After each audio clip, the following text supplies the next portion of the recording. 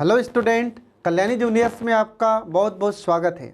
मैं हूं लखन दायमा, आपको कक्षा 8 की हिंदी बसंत भाग 3 पढ़ा रहा हूं। तो फ्रेंड, आज हम आपको पढ़ाएंगे पाठ 11 जब सिनेमा ने बोलना सीखा के प्रश्न उत्तर हम आपको पढ़ाएंगे। और इसके जो लेखक हैं उसका नाम है प्रदीप तिवारी। ठीक है, तो अब देखिए इस पाठ के प्रश्न उत्तर। तो इस पाठ के प्रश्न उत्तर में देखिए सबसे पहला प्रश्न है कि जब पहली बोलती फिल्म प्रदर्शित हुई तो उसके पोस्टरों पर कौन से वाक्य छापे गए थे? क्या पोस्टर पढ़कर बताया जा सकता है कि फिल्म में कितने चेहरे थे? आ रहा कुछ समझ में? तो इसमें क्या बोला गया है प्रश्न में? तो प्रश्न में यह बोला गया है कि जब हमारे भारत में पहली फिल्म आलम आरा रिलीज हुई थी तो उसके पोस्टरों पर कौन से वाक्य छपे थे, और क्या पोस्टरों को पढ़कर यह बताया जा सकता है कि फिल्म में कितने चेहरे थे? ठीक है, अब इसका उत्तर देखिए। तो उत्तर है कि जब फिल्म बोलती फिल्म प्रदर्शित हुई, मतलब हमारे भारत की पहली बोलती फिल्म आलम आरा प्रदर्शित की जाती है, तो उसके पोस्टरों पर यह लिखा गया था कि वे सभी सजीव हैं, सांस ले रहे हैं और 100% बोल रहे हैं और 78 मुर्दा जिंदा हो गए हैं। ये इस पर वाक्य लिखा हुआ था। आ रहा समझ में? ये आपको ध्यान रखना है। क्या छापा गया था इन पोस्टर पर? तो इन पोस्टर पर छापा गया था कि वे सभी सजीव हैं, मतलब सभी लोग अभी जीवित हैं, और सांस ले रहे हैं, मतलब अभी काम करने के लिए हम तत्पर तैयार हैं, और 100% बोल रहे हैं, तो ऐसा लगता है मानो हमारे समक्ष बोल रहे हैं। ठीक है, और 78 मुर्दा इंसान जिंदा हो गए हैं, मतलब इसमें जो कार्य करने वाले लोग थे उस समय में उनको कहा गया है कि 78 इंसान जिंदा हो गए हैं। आ रहा समझ में? फिर इसके बाद में उनको बोलते बातें करते देखो।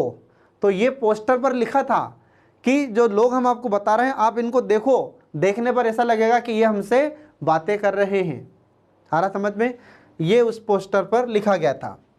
हाँ, पोस्टर पढ़कर बताया जा सकता था कि इस फिल्म में 78 चेहरे थे, और जब हम इन 78 लोगों को देखते थे तो हम उन पोस्टर पर इन 78 लोगों को देखकर ये बता सकते थे कि उस समय फिल्म में कितने लोगों ने काम किया था। तो 78 लोगों ने काम किया था। ठीक है, तो ये उस समय की बात है, लेकिन अब जो फिल्में बन रही हैं इनमें तो पता नहीं कितने लोग काम करते हैं। आ रहा समझ में? कुछ नहीं कह सकते। अब इसके बाद देखिए आगे प्रश्न दूसरा।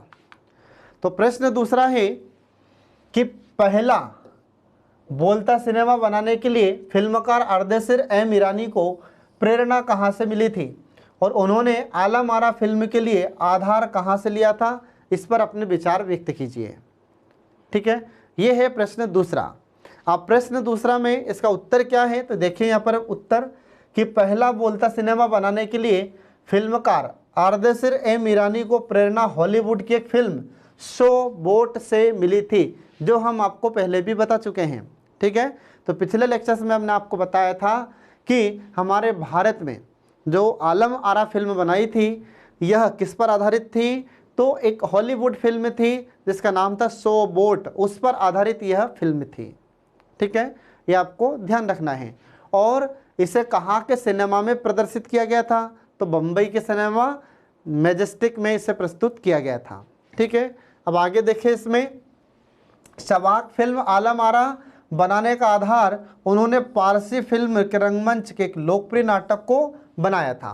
तो जो अर्देशीर एम ईरानी थे, इन्होंने जो फिल्म बनाई थी आलम आरा, तो इसमें उन्होंने क्या किया था? तो जो पारसी रंगमंच के एक लोकप्रिय नाटक हुआ करते थे, तो उन नाटक पर आधारित इस फिल्म का निर्माण इन्होंने किया था। ठीक है, ये आपको इसमें ध्यान रखना है। तो यहाँ पर यह प्रश्न दूसरा समाप्त हो जाता है। अब देखिए प्रश्न तीसरा। तो प्रश्न तीसरा है कि विट्ठल का चयन आलम आरा के नायक के रूप में हुआ, लेकिन उन्हें हटाया क्यों गया, और विट्ठल ने पुनः नायक होने के लिए क्या किया था? इस पर विचार प्रकट कीजिए। ये है प्रश्न तीसरा। ठीक है, तो इसका उत्तर क्या है? तो इसका उत्तर है कि विट्ठल का चयन आलम आरा के नायक के रूप में किया गया था, किंतु उन्हें इसलिए हटाया गया था क्योंकि उन्हें उर्दू बोलने में मुश्किल होती थी। ठीक है, तो जब हमने आपको यह पाठ पढ़ाया था तो उस समय हमने आपको बताया था कि जो विट्ठल थे ये आलम आरा फिल्म के नायक थे, इनको उर्दू बोलने में दिक्कत होती थी, क्योंकि फिल्मों में अब किसका प्रयोग किया जाने लगा था? तो फिल्मों में जो हिंदुस्तानी भाषा है, मतलब हिंदी और उर्दू दोनों की मिक्स भाषा को कहा जाता है हिंदुस्तानी। तो इसमें उर्दू शब्द का प्रयोग किया जाता था। अब उर्दू के डायलॉग बोलने में विट्ठल को दिक्कत होती थी, तो इसके स्थान पर किसको ले लिया जाता है? तो इसके स्थान पर महबूब को ले लिया जाता है नायक के रूप में। ठीक है, फिर इसके बाद में इन्होंने क्या किया? तो इन्होंने फिर नायक बनने के लिए मुकदमा कर दिया था, मतलब केस कर दिया था। और फिर इसका केस किसने लड़ा था? तो इसका केस मोहम्मद अली जिन्ना, इनके वकील थे, ध्यान रखना। तो इनके वकील मोहम्मद अली जिन्ना ने इसका केस लड़ा था।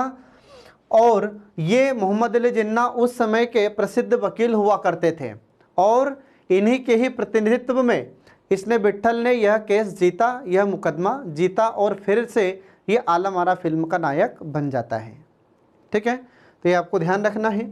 अब इसके बाद फिर देखिए आगे कि पहले सवाक फिल्म के निर्माता निर्देशक अर्देशीर को जब सम्मानित किया गया तो सम्मानकर्ताओं ने उनके लिए क्या कहा और अर्देशीर ने क्या कहा, और इस प्रसंग में लेखक ने अपनी टिप्पणी की है, लिखिए। ठीक है, तो जो अर्देशीर एम ईरानी थे, तो ये फिल्म के निर्माता थे और निर्देशक भी थे। ठीक है, तो जब इन्हें लोगों ने सम्मान दिया था तो सम्मानकर्ताओं के लिए इन्होंने क्या कहा था? तो देखिए इसमें इसका उत्तर क्या है। तो पहले सवाक फिल्म के निर्माता निर्देशक अर्देशीर को जब सम्मानित करते हुए सम्मानकर्ताओं ने भारतीय सवाक फिल्मों का पिता कहा, तो उन्होंने सम्मानकर्ताओं से कहा कि मुझे इतना बड़ा खिताब देने की ज़रूरत नहीं है। आ रहा समझ में? क्या कहा था इन्होंने? तो जब लोगों ने, जब सम्मानकर्ताओं ने इन्हें सम्मान दिया, किसको? अर्देशीर एम ईरानी को, तो इनको क्या कहा था उस समय सम्मानकर्ताओं ने? सम्मानकर्ताओं ने अर्देशीर एम ईरानी को भारतीय फिल्मों का या भारतीय सवाक फिल्मों का पिता कहा। तो जब इन्हें सवाक फिल्मों का पिता कहा तो इन्होंने कहा कि नहीं नहीं नहीं, मुझे इतना बड़ा सम्मान मत दो, मुझे इतने बड़े खिताब की आवश्यकता नहीं है। मैंने तो अपने देश के लिए अपने हिस्से का ज़रूरी योगदान दिया है। तो यहाँ पर इनकी अर्देशीर एम ईरानी की विनम्रता झलकती है। ठीक है, तो ऐसे ही हमें भी अपने जीवन में रहना चाहिए। भले ही आप कितने भी बड़े करोड़पति बन जाएं, ठीक है, बहुत बड़े आदमी बन जाएं, लेकिन आपको हमेशा विनम्र रहना चाहिए। ठीक है, अब आगे देखिए इसमें। तो इस प्रसंग में लेखक ने टिप्पणी की है कि अर्देशीर एम ईरानी जो आलम आरा फिल्म के डायरेक्टर थे, ये अत्यंत विनम्र स्वभाव के व्यक्ति थे। आ रहा समझ में?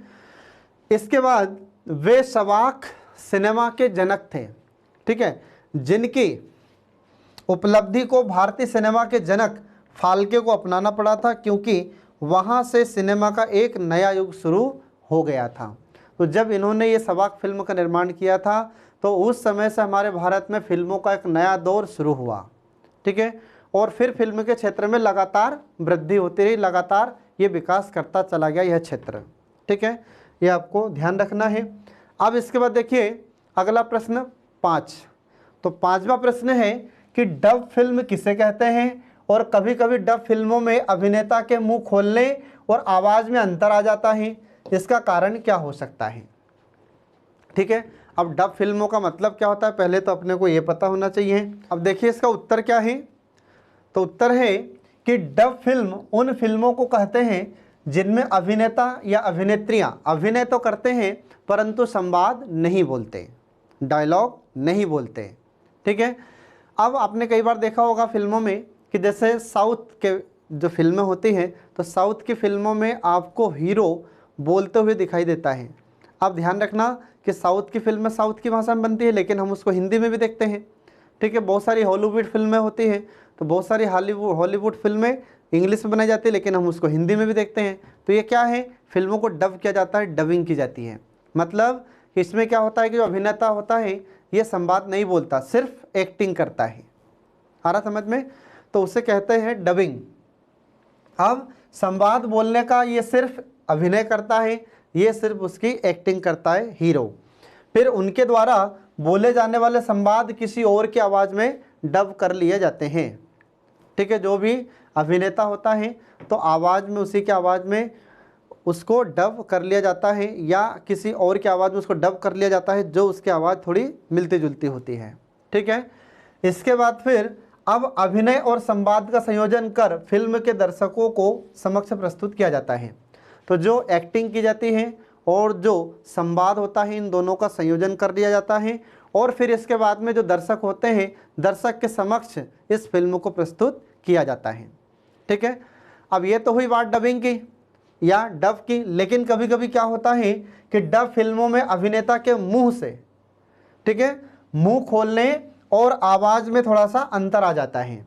तो कई बार आपने देखा होगा कि जब हीरो बोलता है तो उसका जो मुंह खुल रहा है या उसकी जो मुंह की एक्टिंग है वो अलग हो जाती है थोड़ी सी, और जो आवाज़ आ रही है उसमें थोड़ा सा अंतर हो जाता है। ठीक है, पता चला कि जो हीरो का मुंह था, मुंह पहले खुल गया और उसकी आवाज़ हमें बाद में सुना रही है। तो ऐसा अंतर हमें देखने को मिलता है। फिर इसके बाद में उसका कारण अभिनय और संवाद के संयोजन में कमी होती है। तो जब ऐसा हमें देखने को मिलता है तो इसमें क्या होता है कि हीरो ने जब एक्टिंग की थी उस समय और जो आवाज़ थी उसमें थोड़ा सा अंतर आ जाता है, थोड़ा सा उसमें संयोजन नहीं हो पाता।